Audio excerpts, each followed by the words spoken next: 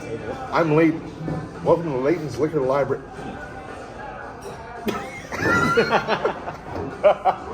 I think it's a good intro. I gotta find a way to cut that in because that's pretty fucking funny.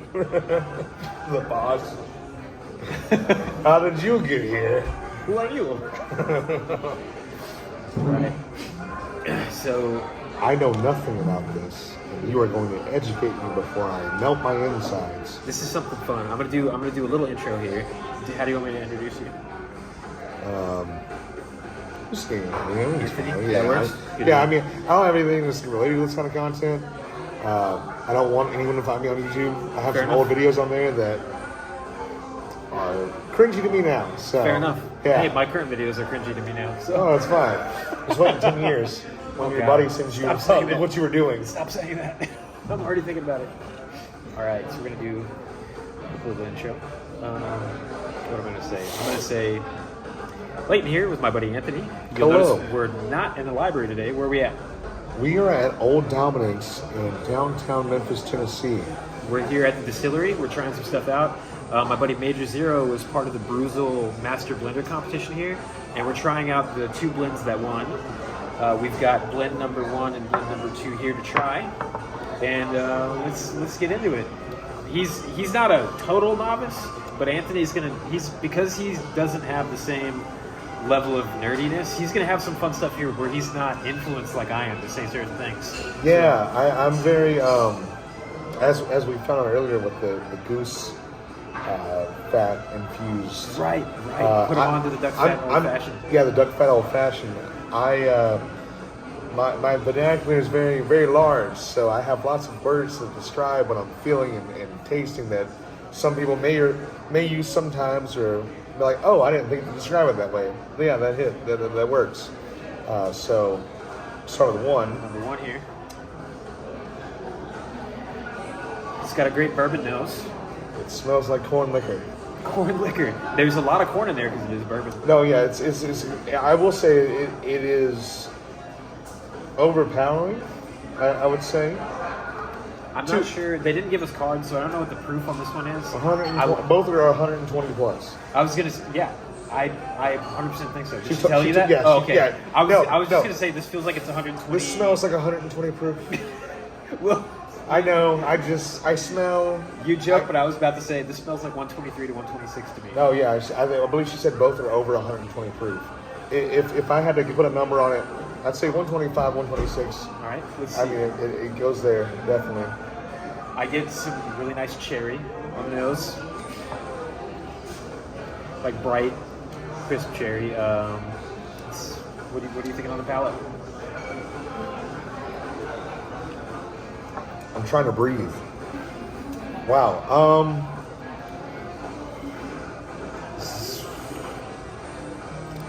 Whiskey.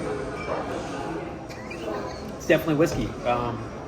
I think once my throat kind of opens back up from closing, I do get a little bit of fruitiness out of it.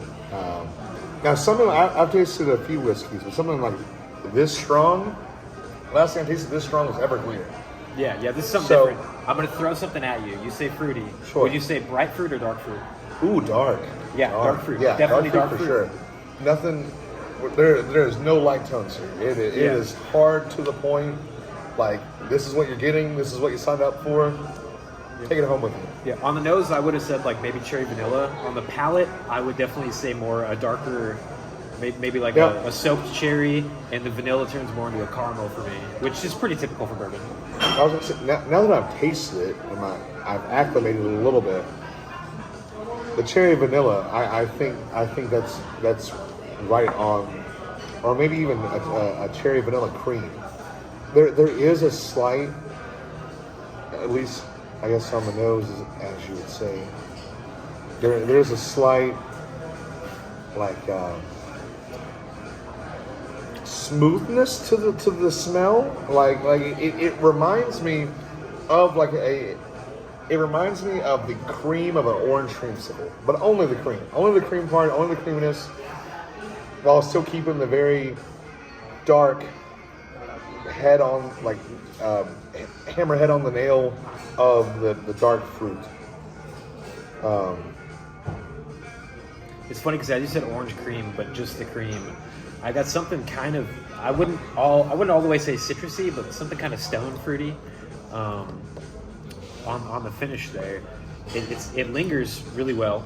The whiskey's got some legs to it for sure. Now, what does that mean? So when it sticks to the side of the glass, For those like of you that don't know. yeah, it's for you guys. Yeah, only not for you, not for me. I invented the phrase actually. So when you turn it in the glass here, you see how the whiskey sticks to the side of the glass? And you'll see Yes. it sticks enough that it drips down in these long formations. Yeah. In the wine world, which is where I kind of really came from, we call that legs. You came from Oklahoma. Oh, I don't even think I've been to Oklahoma. I've driven through it. Overall, I'd say that one was really solid. It drinks below its proof, right?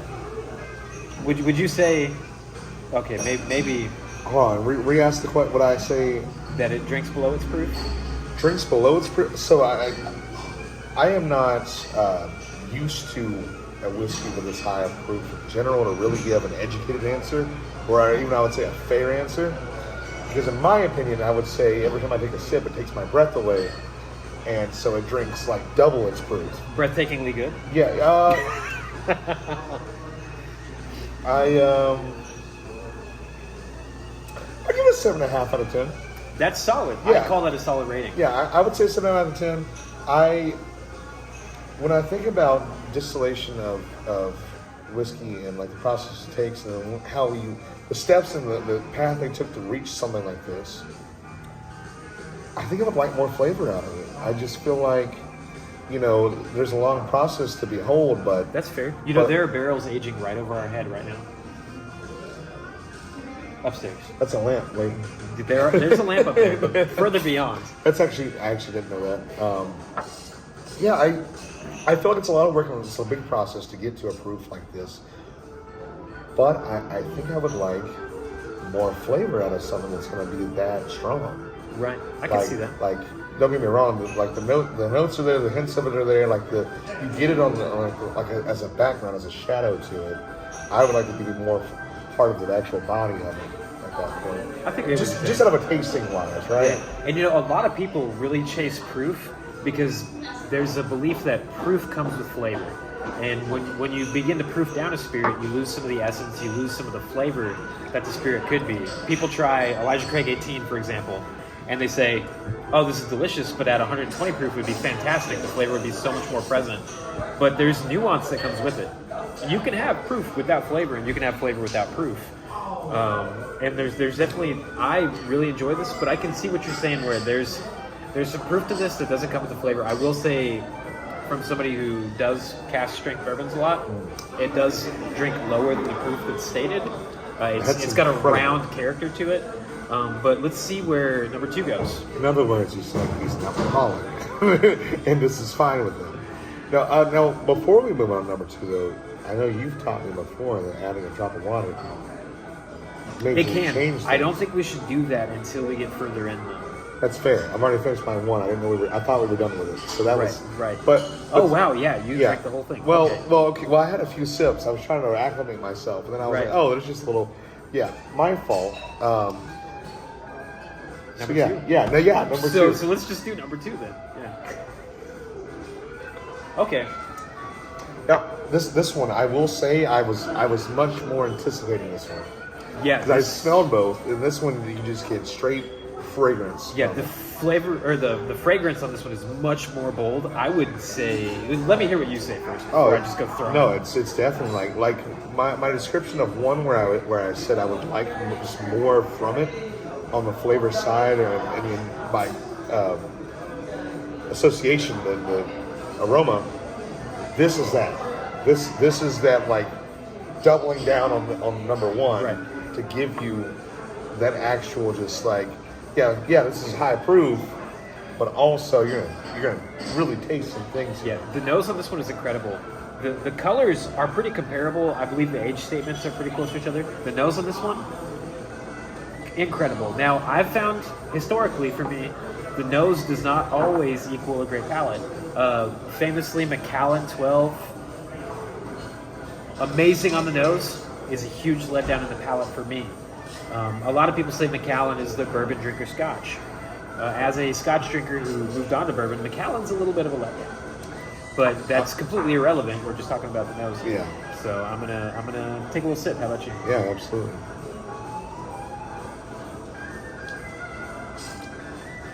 That carries over. It follows through. It follows right through. Wow. I was surprised. And it's completely like the nose. So on the nose, I very strongly got like a vanilla scent. Yes. And whereas on the other one, the vanilla on the nose turned into caramel on the palate, this carries the vanilla over into the scent. Straight through.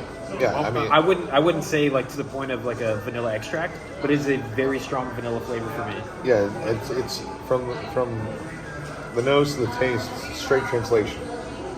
Like it carries it immediately over. It doesn't. I would say kind of the aftertaste of it. I would say it does weaken a bit, but on the initial, it's hitting your tongue, swallowing it. You're just getting that vanilla bean straight down the palate. Oh yeah. On the finish or the aftertaste, as the vanilla kind of dies down, you get some nice bright notes. Yeah, it lightens up after it finishes. Absolutely, and you get some kind of different stuff in there. I'm kind of getting like a little bit of. You said lemonade? Well, I was not necessarily lemonade. Or excuse me, no. Like woodiness. I was gonna say it's definitely got. This one has more of the oaky character, not an astringent oak. And I was gonna say oak, but I was like, that just sounds too specific, so I changed it. You're 100% right. So that's where my head went, was Right. oakiness. I don't have anything to compare that to off the top of my head, but See, yeah, and as more of a whiskey drinker, the vanilla turns into an oak on that for me. yeah. And the oakiness is not an astringent oak; it's a nice kind of sweet oak. The cherry that's present in the other one is not present here for me. There's maybe more of the citrus, which is why when you said lemonade, I was like, maybe there's something to that. I could be totally off because we did enjoy a cocktail before this. You know what I would enjoy with this? A few drops of a squeezed orange. Yeah. Yeah. Yeah, I can Like get a peel and just kind of give it just like the kind of soft press. This would make a crazy good old fashioned. Oh. Absolutely. So Old Dominick here in downtown Memphis, Tennessee, they just recently had a cocktail competition. I don't think the winner's been announced yet, but if somebody was going to do an old fashioned with this blend, that would have been a pretty good contender. Incredibly, yeah. Two for me is going to be the winner here. Like that would be the bottle I would take home. Now, I don't think I would ever drink this neat again. I think I would certainly go for a very fairly mixed cocktail. Something that has 4 or more ingredients. That's fair. So just real quick, since we were talking about the water, let's do a little bit of water here. Sure. Oh, where did you learn that?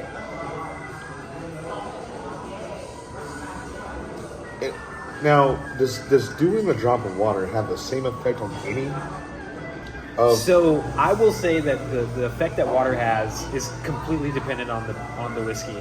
Sure. So I'm going to go back to our Macallan experiment. On Macallan,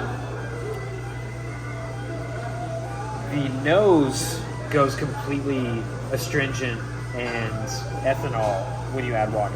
What do you think on this one? I still think this one carried enough flavor or enough aroma to. I definitely get more of that sharperness of that sharp like dagger stabbing of the liquor smell. Right. But I think at least in my glass, it carried enough full body flavor to still come out even after the water's been added. So I will say that, to me personally, I think adding the drop of water, the floral vanilla fell away entirely. Or maybe not entirely. It's still slightly there in the background. Yeah, I don't mean full force. I just mean that it was able to stick around. Yeah, but I will say that what it brought forward was definitely more of a corn dust. Corn husk. Right, well, I'd say a dry corn. The husk to me brings the image of green. Sometimes something that you get out of a younger whiskey, like a 2-year age or a 3-year age whiskey. Yeah. This has none of the young notes. Honestly, one of my favorite things about Old Dominick here is that I have never tasted a whiskey from them that tasted young. And I'm from out west, as you know. There's some distillers out west that famously put out like 2-year-old and 3-year-old juice, and unfortunately, most of them taste very, very green in a way that I do not like. Really? And I like some floral and I like some herbal stuff, but they taste young, green, astringent. I've never gotten that from Old Dominick. Old Dominick always delivers on the age. Nowadays, they do a lot of 7 and 8-year stuff. I believe their 10-year stuff is going to have some hazmats, so be on the lookout for that, for sure. I don't know what hazmat means. It's usually dangerous. In this case, It's dangerously delicious. dangerously delicious. So hazmat means it's 140 proof or higher, so 70 or more % alcohol. Oh. We'll try hazmat when we get Whoa, home. whoa. Look, we try hazmat when we get home, and we're falling asleep on the patio at like 2 in the morning. It's gonna be rough since I don't have a patio. I will say on the palate, have you tried it on the palate? No, I haven't. I've been listening intently. I think the water kind of destroyed a lot of the stuff that I really enjoyed on the palate. Yes. It's a little more astringent. The oak still shines through. The oaks, But some of the pleasant, sweet notes kind of fell Gone. away with the water. I will say this is better with that water. When you say oak now, it's like a charred oak. Yeah, It's like it's the old coals from yesterday's fire. right. And coincidentally, you don't even know this, but if you look just to the right there, for those of y'all that have never been to Old Dominick, in their bar here, they have a beautiful display of their stills. There's a column still, a pot still, a doubler, and they have their barrels hanging out over here. Those barrels, I believe, are a number 4 char, which is a very, very typical but heavily charred barrel that you typically see in bourbon. So you nailed that, whether you knew it or not. Hot damn. That's crazy. So Yeah. between the two, you're saying number 2 Yeah. is the sure win. Yeah, I think two takes it from me again. Number 1, just as much as I wanted it to do it for me, I really feel like it lost off its flavor at some point in the distillation process. Like it didn't hold true to its flavors. Where number 2, even through the water a little bit at least, was able to retain those like not vibrant flavors, but they are their own note on this music sheet. They are their own standalone, aside from the proof tapes. I like the way you put that, especially with Memphis's heavy influence on music. Yeah. I would say the notes on the music sheet that this leaves, they're a lot more prevalent than these. This delivers to me a more traditional bourbon profile. Oh yeah. Number 2 to me was bold. It's something of its own, and I think it would be hilarious if this one was the Tennessee whiskey and this one was the bourbon. I don't recall. I should, because I just watched the video like a week and a half ago when it premiered. If they're both Tennessee whiskeys or if they're both high rye bourbons. But Old Dominick produces some great bourbons and they produce some excellent Tennessee whiskeys. They're right down here. We're right down here right now. Yeah.